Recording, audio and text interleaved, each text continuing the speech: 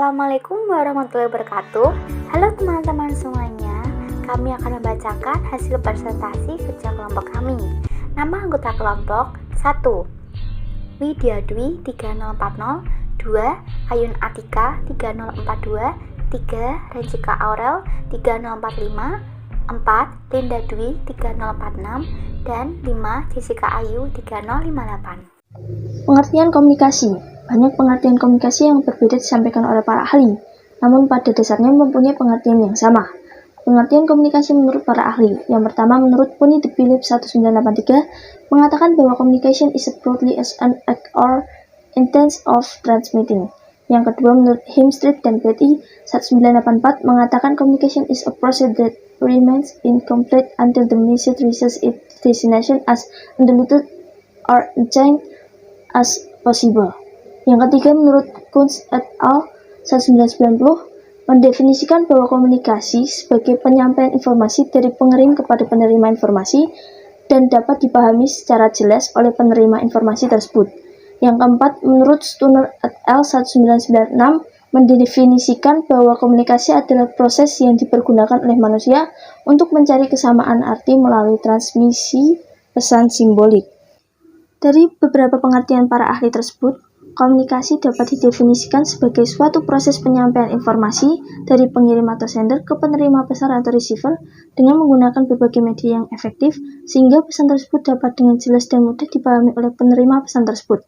Atau dengan lebih singkatnya, komunikasi merupakan proses penyampaian informasi dari pengirim kepada penerima pesan secara efektif. Fungsi komunikasi. Dalam organisasi ada 4 fungsi komunikasi, antara lain sebagai pengawasan, motivasi, pengungkapan emosi, dan informasi. Yang pertama, fungsi pengawasan. Setiap organisasi mempunyai struktur dan garis komando. Berdasarkan garis komando tersebut, bila karyawan mengkomunikasikan keluhannya kepada atasannya berkaitan dengan pekerjaannya sesuai dengan deskripsi pekerjaan dan kebijakan perusahaan, maka komunikasi tersebut sudah menjalankan fungsi pengawasan. Yang kedua, sebagai motivasi, menyusun sasaran yang lebih spesifik dan mendorong karyawan agar mau melaksanakan tugasnya dengan baik akan merangsang untuk lebih giat bekerja, motivasi, dan menuntut komunikasi yang efektif. Yang ketiga, pengungkapan emosi. Individu dan kelompok dalam organisasi merupakan sumber daya pertama yang berinteraksi secara sosial. Komunikasi yang terjadi dalam organisasi tersebut merupakan mekanisme yang mendasar pada masing-masing individu atau kelompok dalam organisasi tersebut yang menunjukkan rasa kekecewaan dan kepuasannya. Dengan demikian, komunikasi merupakan sarana dalam melepaskan rasa emosi sebagai rasa pemenuhan kebutuhan sosial. Dan fungsi yang terakhir yaitu fungsi informasi. Fungsi ini berkaitan dengan pengambilan keputusan melalui kegiatan komunikasi, dapat memberikan informasi kepada individu atau kelompok dalam pengambilan keputusan. Dari keempat fungsi ini, tidak bisa dipandang bahwa satu fungsi lebih penting dari fungsi lainnya, dan dapat dikatakan bahwa masing-masing fungsi mempunyai keterkaitan antara satu fungsi dengan fungsi lainnya. Selanjutnya, saya akan menjelaskan tentang proses komunikasi. Komunikasi adalah penyampaian pesan yang disampaikan oleh pengirim ke penerima pesan melalui media komunikasi.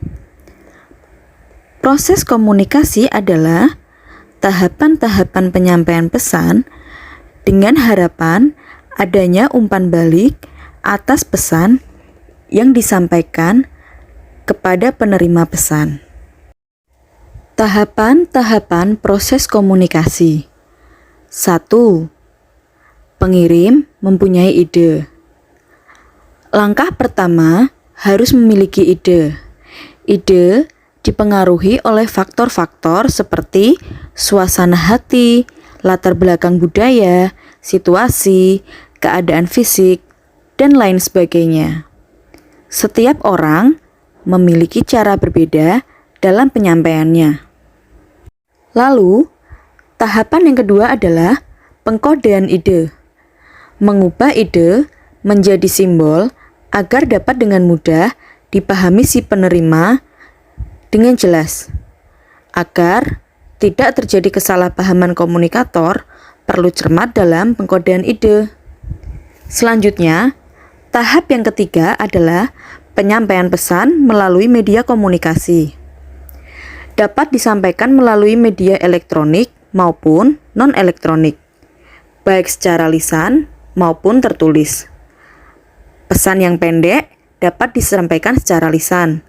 Namun, apabila panjang, lebih baik menggunakan tulisan. Yang keempat, penerimaan ide. Penerima pesan menerima dalam bentuk membaca atau mendengar, tergantung bentuk pesan yang disampaikan oleh pengirim. Penerima membaca apabila dalam bentuk tertulis dan mendengar apabila dalam bentuk lisan. Namun, terkadang bentuk tertulis akan memakan waktu yang relatif lama. Yang kelima adalah menafsirkan pesan. Langkah ini sangat penting karena berkaitan dengan pemahaman penerimaan pesan. Hal ini berkaitan dengan cara dan jenis saluran yang digunakan dalam kegiatan komunikasi. Keberhasilan penyampaian pesan apabila pesan yang disampaikan dapat dipahami dengan jelas oleh penerima pesan. Selanjutnya, tahap yang keenam, umpan balik. Umpan balik merupakan tanggapan atau respon penerima atas pesan yang disampaikan oleh pengirim.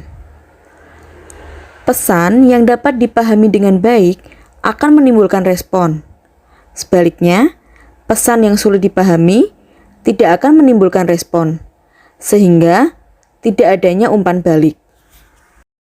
Nah, materi selanjutnya yaitu mengenai tentang komunikasi tertulis atau written communication, yang merupakan salah satu bentuk penyampaian pesan melalui berbagai bentuk fisik yang berisi kata-kata atau simbol tertulis. Contohnya, surat, memo, laporan berkala organisasi, dan juga pengumuman buletin. Nah, apa sih kelebihan dari komunikasi tertulis? Kelebihannya adalah pengirim pesan dan juga penerima pesan itu memiliki bukti pesan, dan buktinya tersebut bisa disimpan dalam waktu yang lama. Dan biasanya komunikasi tertulis ini relatif banget untuk pesan jangka panjang. Nah, kekurangannya itu apa sih? Kekurangan dari komunikasi tertulis adalah membutuhkan waktu yang relatif lama dan tidak dapat membangun mekanisme feedback. Nah, apa sih mekanisme feedback itu?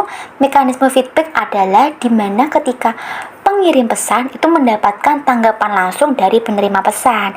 Nah, contoh lain dari komunikasi tertulis, contohnya adalah 1. Membuat dan mengirim surat teguran kepada nasabah yang menunggak pembayarannya. Yang kedua, membuat dan mengirim surat aduan atau klaim kepada pihak lain. Dan yang ketiga adalah membuat dan mengirim surat penolakan kerja. Nah, bahasan selanjutnya yaitu mengenai komunikasi lisan atau oral communication. Adalah salah satu bentuk penyampaian pesan secara lisan melalui pertemuan tatap muka antar dua orang atau lebih. Komunikasi lisan lebih efektif untuk menyampaikan pesan sederhana. Misalnya, atasan menyuruh bawahan untuk membersihkan area meja meeting. Nah, apa sih kelebihan dari komunikasi lisan?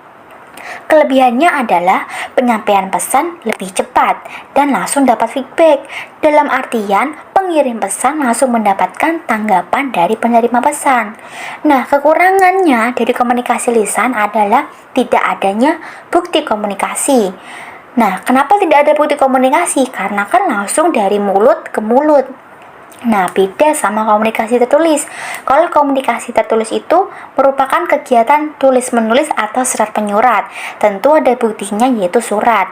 Nah, selain tidak ada bukti komunikasi, komunikasi lisan juga memiliki kekurangan yaitu tidak mesti hemat waktu.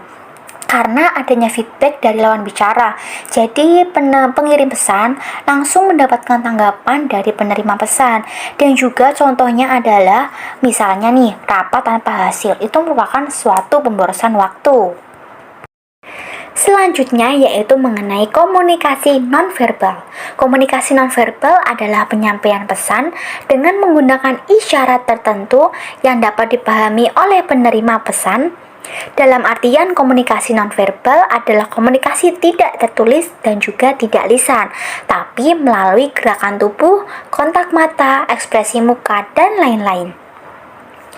Komunikasi nonverbal ini juga memiliki fungsi, yaitu melengkapi dan menggambarkan, memperkuat dan menekankan, mengubah dan menggantikan, mengendalikan dan mengatur, serta menyangkal. Nah, bisa disebut juga bahwa komunikasi nonverbal ini adalah proses komunikasi di mana pesan disampaikan tidak menggunakan kata-kata. Nah, contohnya adalah ketika atasan mata melotot terhadap bawahan. Itu adalah suatu isyarat bahwa atasan tersebut marah terhadap sikap dari karyawan. Kenapa bisa marah? Karena karyawannya itu cekikikan kasar di depan customer. Itu kan merupakan sikap yang tidak baik. Nah, maka dari itu atasan menunjukkan mata melotot sebagai komunikasi nonverbal kepada bawahannya supaya bawahannya mengerti bahwa sikapnya itu tidak baik untuk ditunjukkan di depan customer. Selain itu juga bisa dengan tinggi rendahnya nada oleh seseorang, misalnya orang yang bernada tinggi itu merupakan orang yang marah atau menegaskan atau memperingatkan. Contohnya, jangan. Nah, jangan dengan nada tinggi tersebut artinya adalah melarang, menegaskan kepada penerima pesan untuk tidak melakukan hal tersebut. Sekian, terima kasih. Selanjutnya dibahas oleh teman saya ya. Selanjutnya adalah mengenai komunikasi antar pribadi dan komunikasi lintas budaya. Komunikasi antar pribadi adalah komunikasi yang dilakukan antara individu dalam masyarakat tertentu dengan menggunakan bahasa yang mudah dipahami untuk mencapai tujuan tertentu. Komunikasi antar pribadi biasa dijumpai dalam kehidupan sehari-hari. Misalnya, komunikasi yang dilakukan dalam satu keluarga, antar tetangga, antar teman, dengan rekan sekerja dalam suatu organisasi untuk mencapai tujuan tertentu. Penerima pesan dengan mudah memahami pesan-pesan yang disampaikan oleh penyampai pesan. Oleh karena itu, dalam komunikasi antar pribadi, penyampaian pesan dilakukan secara informal dengan menggunakan bahasa yang sangat sederhana sehingga mudah dipahami oleh kedua belah pihak. Selanjutnya adalah komunikasi lintas budaya atau cross-cultural communication adalah komunikasi yang dilakukan antara dua orang atau lebih dengan menggunakan budaya yang berbeda sehingga perlu penyesuaian budaya antara penyampai dengan penerima pesan. Perbedaan budaya berarti bahasa penyampai dengan penerima pesan berbeda, sehingga menyulitkan bagi kedua belah pihak dalam berkomunikasi. Perbedaan budaya dapat terjadi karena perbedaan geografis tempat tinggal dan terjadi pada daerah, wilayah, dan negara yang berbeda. Perbedaan ini menimbulkan perbedaan karakteristik antara individu sehingga membutuhkan penyesuaian agar kegiatan komunikasi dapat lebih efektif. Seperti halnya di Indonesia, misalnya merupakan negara yang kaya akan budaya dan bahasa yang berbeda pula, sehingga dibutuhkan penyesuaian budaya dan bahasa agar kedua belah pihak saling memahami terhadap suatu pesan. Apalagi misalnya kegiatan komunikasi berlangsung antar individu pada negara yang berbeda. Sangat dibutuhkan sekali penyesuaian budaya dan bahasa. Kalau tidak, maka kegiatan komunikasi tidak akan diperolah secara efektif. Komunikasi dalam organisasi. Komunikasi dalam organisasi adalah komunikasi yang dilakukan antar individu atau kelompok dalam sebuah organisasi yang berkaitan dengan pekerjaan. Penyampaian pesan yang kurang dapat mengakibatkan kesalahan dalam melaksanakan pekerjaan, sehingga tidak tercapainya tujuan organisasi. Oleh karena itu, penting sekali kualitas komunikasi ditingkatkan agar kesalahan dalam pekerjaan dapat ditekan sekecil mungkin. Komunikasi dapat mengalir secara vertikal, horizontal, dan diagonal. Komunikasi vertikal sendiri dibagi menjadi dua, yaitu komunikasi ke bawah dan juga komunikasi ke atas. Pertama, saya akan menjelaskan tentang apa itu komunikasi ke bawah. Dalam komunikasi ke bawah, para manajer melakukan komunikasi dengan para bawahannya masing-masing, sesuai dengan garis komando. Para manajer pada masing-masing departemen dalam suatu perusahaan memberikan perintah kepada para bawahannya tentang apa yang harus mereka lakukan sesuai dengan fungsinya masing-masing. Seperti yang terlihat pada gambar, manajer umum memberikan perintah kepada manajer pemasaran, manajer produksi, dan juga manajer keuangan. Lalu ketiga manajer tersebut memberikan perintah kepada bagian dari departemen mereka masing-masing. Dan bagian-bagian departemen tersebut memberikan perintah kembali kepada karyawan mereka. Komunikasi ke bawah dapat dilakukan secara lisan dan juga secara tertulis. Secara lisan contohnya seperti pidato, rapat, telepon, dan grapevine. Secara tertulis seperti surat, buletin, memorandum, dan lain sebagainya. Selanjutnya, komunikasi ke atas. Komunikasi ke atas adalah informasi yang disampaikan bawahan kepada atasan dalam bentuk laporan pertanggungjawaban dan juga masukan-masukan tentang perusahaan. Bentuk komunikasi ini mempunyai kelemahan karena dapat terjadi informasi yang tidak tersampaikan dengan benar yang menimbulkan kesalahan dalam pengambilan keputusan.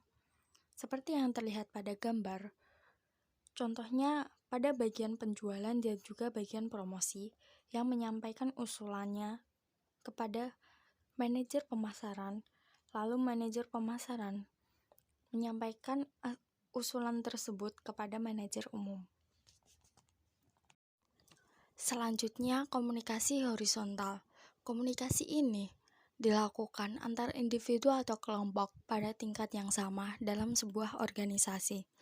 Komunikasi ini bersifat koordinatif, yaitu mengkoordinasikan tugas-tugas antar kelompok di dalam suatu perusahaan. Dengan demikian, antar bagian dalam suatu perusahaan saling memberikan informasi dalam mencapai suatu tujuan. Dalam pelaksanaannya, para manajer dalam suatu perusahaan sering melakukan tukar informasi sesama rekan sekerjanya pada bagian yang berbeda dalam memecahkan masalah. Seperti yang terlihat pada gambar, contohnya adalah manajer pemasaran dengan manajer produksi saling bertukar informasi.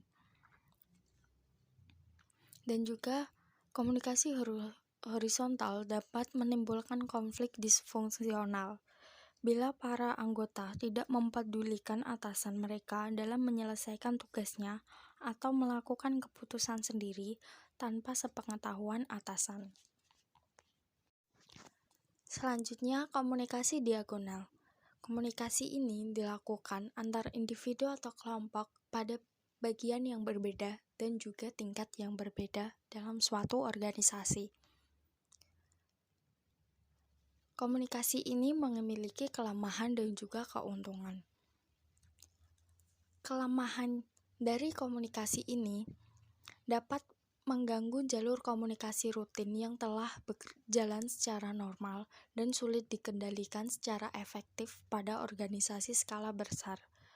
Keuntungan dari komunikasi ini antara lain penyebaran informasi lebih cepat, sehingga individu atau kelompok pada departemen yang satu dapat membantu menyelesaikan masalah pada bagian dari departemen lain. Seperti yang terlihat pada gambar, contohnya manajer pemasaran memberikan informasi kepada bagian pabrik. Manajer produksi memberikan informasi kepada bagian promosi. Sekian yang dapat kelompok kami sampaikan. Apabila ada kesalahan kata dan pengucapan, kami mohon maaf. Sekian, terima kasih.